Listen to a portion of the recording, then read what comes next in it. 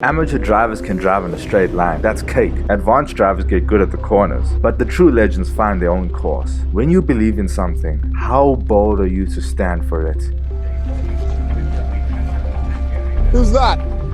He's new. Some German. Austrian. He's been here since 5 a.m. walking the track. You might actually have to concentrate today, James. Niki Lauda's family was a business family. Their name was known for one thing, money. And Niki's family thought racing was stupid. Low thing of no value, just a money pit. But Niki loved racing, and his family despised him for it. All except one, his granny, who actually bought him a Beetle. And as soon as Niki got his Beetle, he started modding it. He got into hill climbing, and then Niki, with the help of his granny, again, got himself a Mini. And those days, they were actual real Minis, not the scams of today. And Niki was successful in hill climbing. I mean, bang on master of the uphill toge. I'm not sure if he also did downhill or not. Since it was hill climbing, his right foot was quite disciplined and he had an amazing feel. Niki went into Formula VE, Formula 3 and Formula 2. But you see, as much as Niki was part of a business family, relatively rich, I mean using money as toilet paper, Niki still didn't have all the money for racing. His whole family, well, all except his granny, wouldn't lift a finger to help him. Niki had to find his own way. Niki's granddad even tried to get in the way of sponsors. One time he actually terminated a very good deal. And Niki's family, despising him for getting into racing, only motivated him more. This time it wasn't just for the thrill, it was also self-preservation. He was given a mission to humble his fam. When Niki found his path and wanted to get seriously big about racing, on the path to Formula 1, he knew it was going to be hard to do it on his own. And so what did he do? He asked one more time, trying to bring sense and reason into it. Niemals. Reinfahren ist was für Playboys und Dilettanten. Ahnungslose Amateure und Dummköpfe. Den Namen Lauda findet man neben Politikern und Ökonomen vorne auf den Titelseiten. Wenn ich nichts anderes kann? Ja, aber dann brauchst du ja mein Geld erst recht. Also tust, was ich dir sag und folgst mir in die Firma. Gut. Behalt dein Geld. Investier nicht in mich. Aber wenn ich Weltmeister bin und auf dem Stockerl stehe und mein Name nicht ganz hinten in der Zeitung steht, sondern auf dem Cover, dann wirst du das bereuen. Raus! Und lass dich hier nie wieder blicken! So if my family wasn't going to help me, I decided to risk everything and take out a loan myself. I found a Formula 1 team with an okay car and an owner who had run out of money and was willing to accept my terms. Niki took quite big risks and gambles moving up the ranks in racing. One to mention is a loan he took in Formula 2, 30,000 euros. Look, in that time it was a lot. He used it to get a little more comfortable in Formula 2 and actually make it, leaving whether he gets noticed and bought or thrown into huge financial trouble, all up to his own sheer driving. But this was not rash. He made this decision after careful planning. Niki Lauda is one of the most analytical people that the earth has been gifted with, and to put a healthy, purposely self-induced heavy pressure on him to deliver with only one thing to focus on, well, it worked. It actually made it easier, and he did it. He had overall good performance, he did what he needed to do, delivered when it matters, delivered especially to someone whose nickname became Hunt the Shunt. Yes, by these days before Formula 1, Niki met his life rival that would turn out to be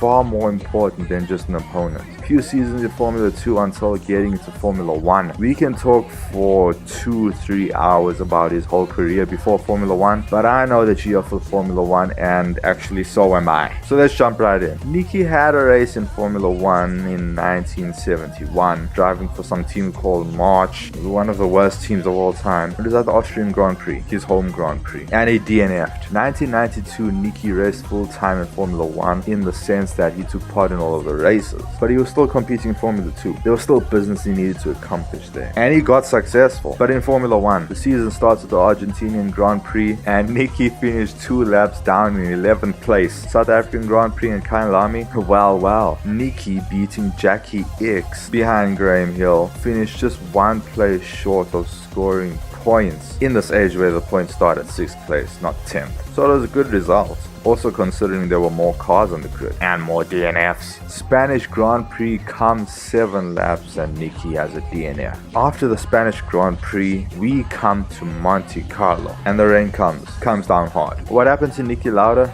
Lapped 6 times. How many? Lapped 6 times. It was racism.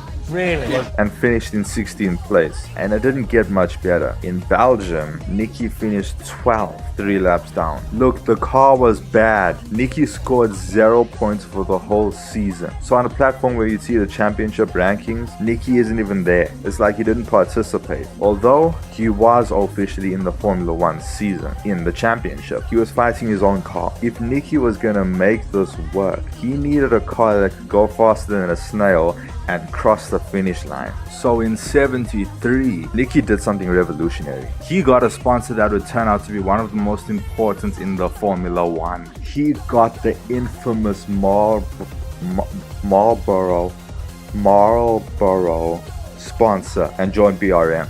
This was the year that is going to be more in F1 and less in F2. So how did the 1973 season go? Argentina, Nicky gets a DNF. Then we come to Brazil and Nicky gets a much more respectable 8th place finish. South African Grand Prix, things look grim. He gets a DNF again. Spain is also a DNF. The BRM was just unreliable. This wasn't its time. But then, for the Belgium Grand Prix, Nicky pulled out a 5th place finish, getting his first points. 2 points. Yeah, the 2 points. Thing to mention, Nicky was a master since his young years at tuning cars because he had such an innate feel, extremely sensitive to all feedback, and he had a very peculiar demand for a rightly tuned car suiting his driving style. And he didn't care about messing up cars. If modifying would spoil the car, well, he would do it because he knew what he wanted and he wasn't ashamed. He made his own car for his own course, and so he also got a lot of experience in tuning with his Beetle and his Mini. All of this together, while in Formula 1 he knew how to set up a car, and he did not settle for anything other than the optimal performance he wanted, a well-rounded, good handling car. And he didn't hold back anything that might be hard to hear. What I mean is, he would call a soapbox a soapbox. If you were wondering, that's actually the more kosher word. But he didn't do this because he wanted to insult. Everyone understood it was for progress, what the team also wanted. They knew this because on track he also delivered. Some of it was taken the right way, and to some others,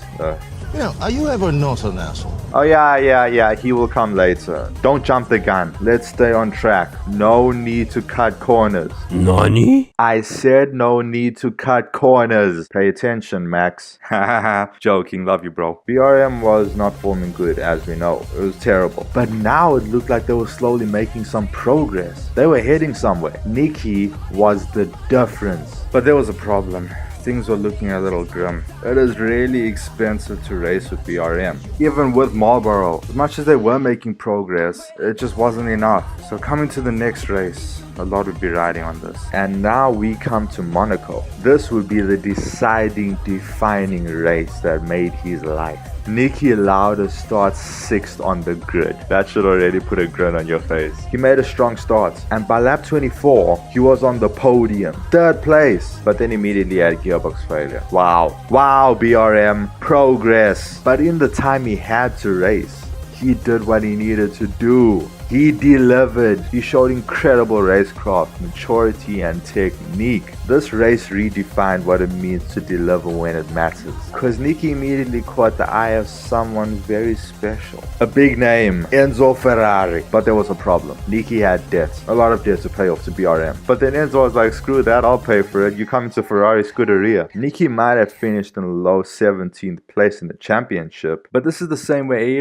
Senna made his mark in 1984 Monaco. Same track, look at that. We know what Monaco is for a driver. It's not a sunshiny, easy circuit for car enthusiasts. It is the playground for the Firebird. And this is where he delivered, not just in qualifying, but in the race, where you have to go side by side on awkward corners with so little space if you actually want to win. Yeah, Charles, you gotta make the move. And you know what? To be honest, I am so glad Monaco is such a greedy money hole. Because it means it will never be off the Formula 1 calendar. Monaco will stay forever. Because it is meant to. People who hate Monaco are not true drivers. The end. And it is the same with Imola. In fact, I think the war of the greatest Formula 1 track right now is between Monaco, Singapore, and San Marino, Imola the Beautiful. Back to 1974. Ferrari was on the back foot again. They didn't win a championship since John Surtees won it in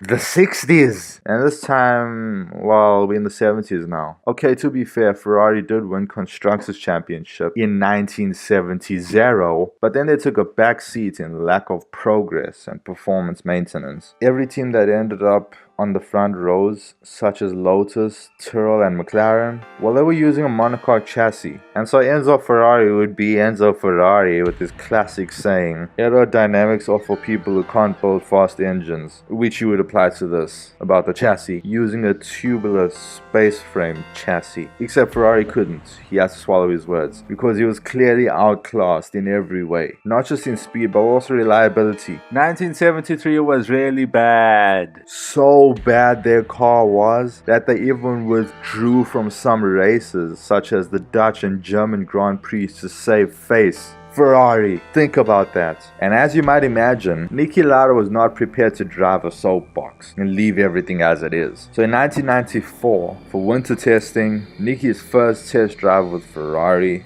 well,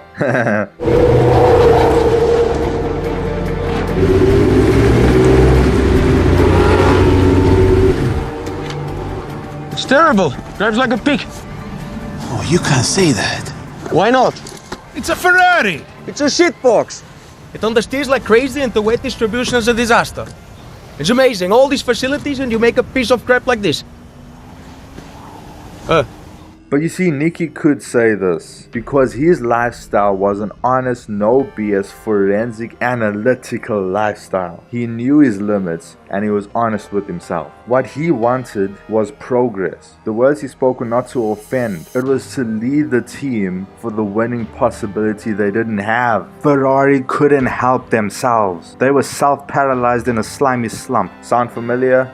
In China, I got out of the way when you're on a different strategy. Understood. We swapped the cars. Have a tea break while you're at it. Come on. You know what makes this even worse? Guess what's the color of Niki Lauda's racing suit? Nani? Yeah, blue. Although Enzo and the engineers were butthurt by what Niki said, Enzo saw it in Niki and chose to listen to him. And they were rewarded. Niki practically took Ferrari on his wings. This one young driver was showing Enzo how to lead a team. When testing, Niki gave precise, detailed feedback on the car's handling, and he was covering details not many other people would. They worked on the car according to his feedback. Niki Lauda was the leader of Ferrari, and this was the magic season break that would change Ferrari forever. Because Niki wasn't just the leader off track. Season first race, Niki Lauda finishes on the podium, second place. What did you do to that Ferrari, Niki? Oh, and yeah, Niki Lauda has a teammate, Clay Regazzoni. Yeah, these two worked together and Niki showed that he was clearly much better at setting up the car. And as you shall see, he also showed the same thing in his driving. And old man Clay wasn't offended at all. His moustache kept him secure. You know, are you ever not an asshole? Before we go any further, we're gonna take a good look and analysis of something important. Niki Lauda's driving technique.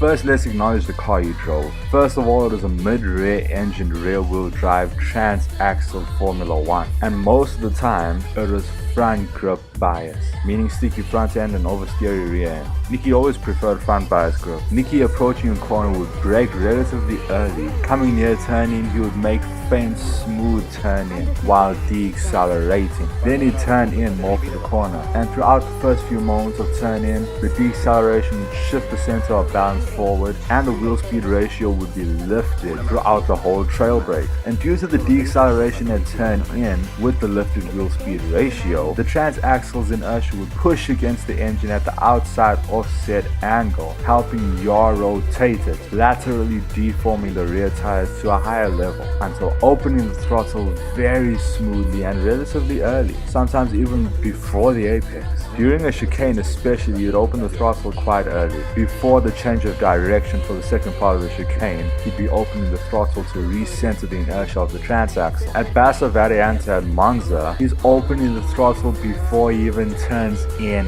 And the opening of the throttle does transfer the weight rearward, but Nicky is extremely smooth on the throttle, so though there is weight transfer, it's not so aggressive that it destabilizes the car, stealing weight off the front end. Sometimes he would induce very fine, refined, smooth slip angle at the rear end, leaning more towards grip to accelerate out of a corner fast enough without losing rotation. Super smooth, slow in, fast out. But what really stands out is Nicky's way of driving. How he put his intelligence with his technique and insane feel. Nicky drove by gears. Yes, I know all drivers have strategy, when to push and when not to push, when to conserve tires and all, but Nicky trained himself to be more disciplined with time, exercising his internal clock to quite a high and accurate level. He mastered driving at slow speed, refining his driving into a clinical weapon of nearly inhumane consistency, and by this, he got to know the car and got used to speed, high speed, low speed, all speed, and so he has an extra gear he can shift into that he appears to be more comfortable in than other drivers. And by this also came side effects, cruising speed being higher to start with due to a plain better understanding of the car, and due to how he learned to conserve tires with this intelligent racing lifestyle. Knowledge of the limits letting him perfect techniques such as threshold braking, although it wasn't as effective as it is now due to the billion times more downforce in modern Formula 1 cars. But this is just one of the many fruit that shows the deeper meaning of why Nicky was so good. Doesn't this all sound familiar? In deep respect, I say, Oscar Piastri reminds me most of one person.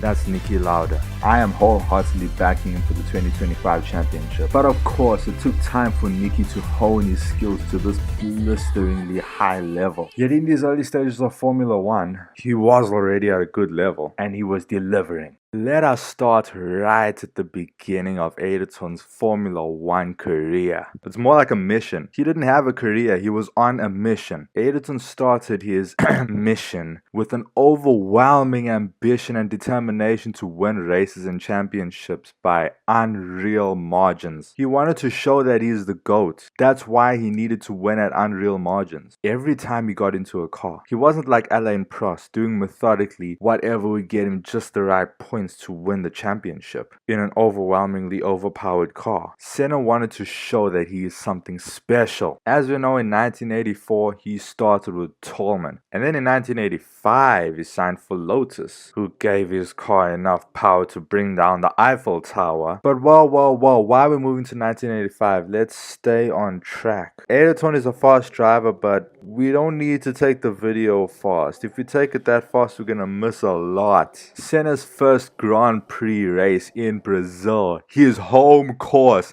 The pressure was the highest for his first race. Not just for him, but for him to make all Brazil turn their cheers from Nelson Piquet to him. Remember, Nelson Piquet was the home favorite. 3-time Brazilian world champion. That's Piquet. And he was far more experienced than Ayrton Senna. He was riding with Nicky Lauda and them. He was older. Not old, just older. Senna knew who the fans were cheering for. But he was absolutely pumped and ready. The adrenaline was pumping. So pumped he was that he took all the cheers for himself. It just motivated him more. Regardless that at the time Lotus and McLaren were dominating, Ayrton did not care about the rules of speed and physics. He did what he could to win. That's who Senna is. The race starts. Nelson Piquet, the home favorite, stalls his car. Alboreto goes into the lead. Guess what happens to Ayrton Senna? He retires because of turbo failure. But not all hope is lost. There's still another race coming up, in South Africa in fact. And he did a respectable finish in 6th place. In Belgium he also took a 6th place finish. He DNF'd again. I'm sure he didn't like it, but his determination only grew stronger, hating losing and analyzing why all of this was happening. Remember that he has a stoic focus for analyzing. The next race was coming, would be the one that changed his life. Monaco. The most demanding track, as we already know. He started 13th on the grid and finished first, or should have. Yeah, but do you know how crazy this is? In Britain and Portugal, he finished third. That'd make 3 podiums for the year and a whole lot of DNFs. He got an attention flag on him for that year, and that was a good thing. That was what he needed because he was not content with 1984. So in 1985, he moved to Lotus. Although Lotus did drift a bit back to the middle of the grid, not dominating as they used to. Lotus got 3 wins for 1985. 2 of them were from Senna. The spectacular massacre in Portugal that we already talked about, with the only driver that he didn't lap was over 60 seconds behind him. This race at Portugal proved that 1984 Monaco Grand Prix was not just a fluke, and his other win was in Belgium. But put a careful eye on 1984 still, the Monaco Grand Prix. Senna was pissed off at the FIA for putting him second and not first, but this was also the place where Ayrton and Alain met. In Portugal, it was just reinstated. Ayrton started becoming a threat to Alain. They were the first few sprinkles of rivalry, starting one of the greatest stories in all of history. Senna was driving his Lotus like a man possessed throughout the year with only one burning desire: to massacre everyone on the track. But the Lotus fell short of handling his hard driving. 9 DNFs out of 16 races. 9! Although the others, there were 6 podiums, and of the 6 there were 2 wins. The following year there were more finishes. There were 9 out of 16. He swapped it around. Let's go! And only one of those finishes was off the podium, in 5th place. But in Monaco, he got a 3rd place. Deja vu. Monaco definitely had a crush on him, but once again he had his work cut out for him. He studied and analyzed everything and he knew what he had to do, although the car still wasn't the best. Hell, in Italy he had a DNS, did not start. That's just pitiful. Only Ferraris do that. No. No. No. No. The gearbox goes. But Senna, through all of this, just got better and better, and so did his car. His presence and performance, not just on track but also off track in the garage. He would stay till late in the garage with his engineers, trying to work out problems, give feedback of the driving, be there for his crew. I mean, he's the racing driver. He did what he can to make his Lotus a winning car, and his diligence paid off. In 1987, he got what he worked for, winning Monaco. And this also marked the beginning of another great, spectacular story. And Monaco was blushing. Ayrton gained victory at Monaco, proving his worth was far greater than others thought. That year he came 3rd in Drivers' Championship, behind Nelson Piquet and Nigel Mansell. And this gave him bitter feeling. He lost. The people around him accused him of being crazy. Senna, you just came 3rd in a Lotus and it's your 4th season. But Ayrton knew what he really wanted. What is for sure is he got only more determined, and he made sure to not lose again. 1988, Senna signs with McLaren and wins. He wins the championship, first time at McLaren, by 3 points ahead of his main rival Alain Prost. Oh yeah, those 2 I mentioned earlier, they're in the same team now. We will get to the rivalry. Prost was 46 points ahead of Gerhard Berger in his Ferrari. Constructors was even worse though, with McLaren winning 15 out of 16. McLaren Honda earned 199 points. Ferrari got 65, Benetton Ford 39, and Lotus Honda, now without Senna, a mere 23 points. 23 points. Ayrton and Alain had an absolute dogfight. It was a close year. They already knew they're gonna beat everyone else, so they were versing each other. To be absolutely clear, these were the wins of the 1988 championship. Alain, Ayrton, Alain, Alain, Ayrton, Ayrton, Alain, Ayrton, Ayrton, Ayrton, Ayrton, Gerhard Berger? What? In a Ferrari? Alain, Alain, Ayrton, Alain. But where Ayrton dropped a bombshell on Alain was in Monaco. He had a different feeling in this race. He was on his #1 mission, apart from all the others. He wasn't versing Alain, he wasn't versing the other drivers, he was versing himself. And from the start to the finish, Ayrton turned from human to program. He was lapping opponents and leaving Alain beyond the dust. Nah, Alain.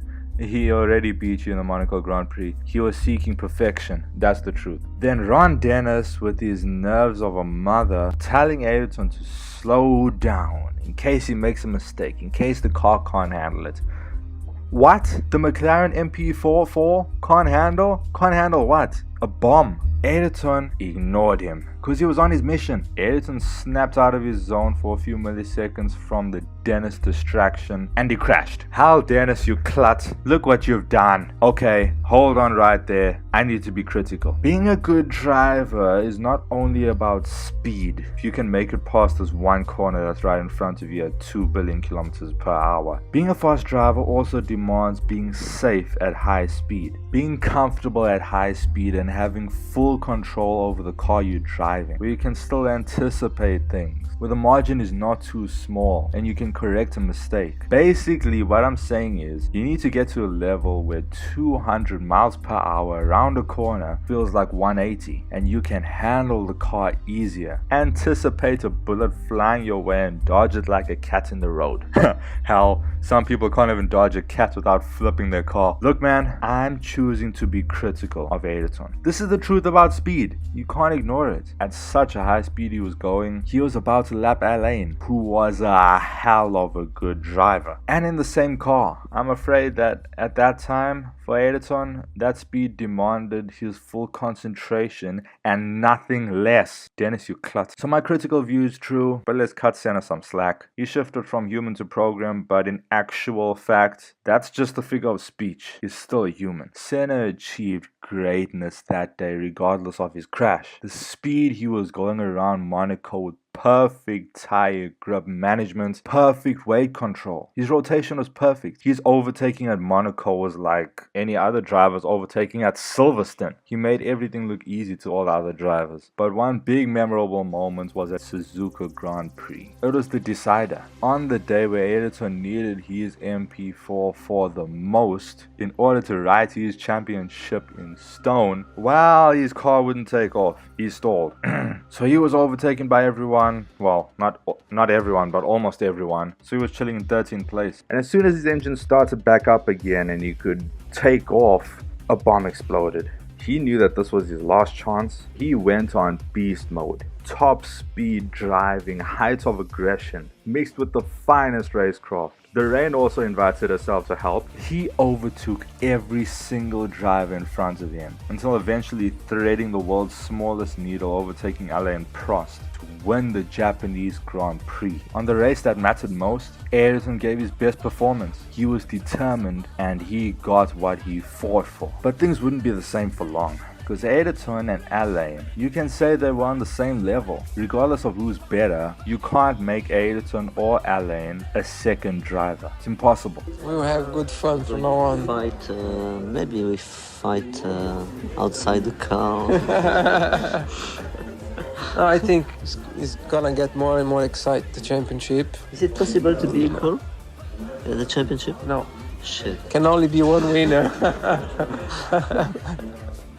Same thing of what's happening now between Charles Leclerc and Lewis Hamilton. It is so similar. This is crazy. Fred could not have put more pressure on his drivers than he has. It's impossible. And I see the pressure with every centimeter of driving that Charles Leclerc and Lewis Hamilton drive. There's just something extra. If you can't see it, you're blind. This is the reason Australia was a mess. It's not simply because they had the car set wrong. I mean, that might be the main factor, but the pressure's definitely contributing to it. China was also crazy. This is gonna be a tense year.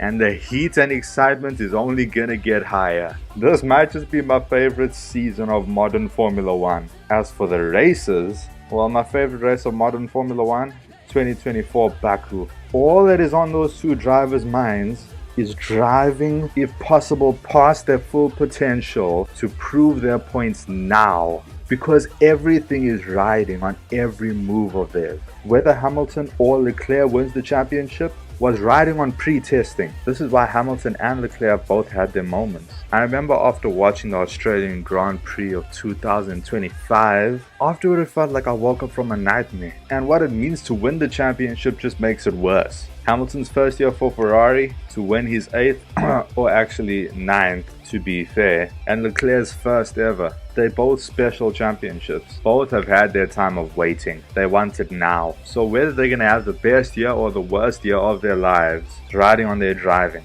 With Ayrton and Alain, though, on the other hand, well, it was more like a constant battle throughout the years. It wasn't choosing who's going to be the number 1 and number 2 driver. They were just both number 1s. 1989 turned out to be quite different to 1988. Catastrophically different. Although it wasn't different is McLaren Honda's domination. See what happens when you get a Japanese engine? Ha ha ha, lol. This 1989 championship was a little more competitive than 88. It wasn't just McLaren's winning left, right and center. And 1 or 2 times that was actually Senna and Prost's fault. We will get into the details. But the 1989 championship was the alpha of the Cold War. It was like nothing else. And it started something that went through the years. And we're still talking about it right now in 2025. Adrenaline is pumping. We meet at Brazil for the first race. And to all of our surprise, guess what? A Ferrari starts the year on a note of winning. Nigel Mansell wins the first race at Brazil. What happened to Senna? Oh well, he took a 3-way lunge and then yeah, that happened. Next race we come to Imola. It was a rough start. And at the Tamburello corner, Gerhard Berger crashed. His car spun a few times. It was totally wrecked, caught on fire, but he was quickly taken to the hospital and he was fine. And then the race restarted. Alain got a much better launch than Senna, but then into the bend after Tamburello, just before the hairpin, Senna makes a move coming from the outside and then coming to the inside for the hairpin. Takes the position away from Prost. This might just seem like 2 teammates fighting, but the fact is, Ayrton and Alain made an agreement. They can overtake other drivers, but between them, for the first lap, there is no overtaking allowed for the sake of risk. And Alain immediately complained that Senna broke the rule. I mean, he did, right? But now Senna, in his understanding, was like, oh, but it was the restart. The first lap was already over. That one that Gerhard crashed on. Playing stupid to Alain. And this caused a mighty fight for the rest of the season. Come Monaco, and Alain is absolutely tailgating Senna on Senna's second home course, Monaco. But then after a while, Senna pulls away by 50 seconds, winning the race.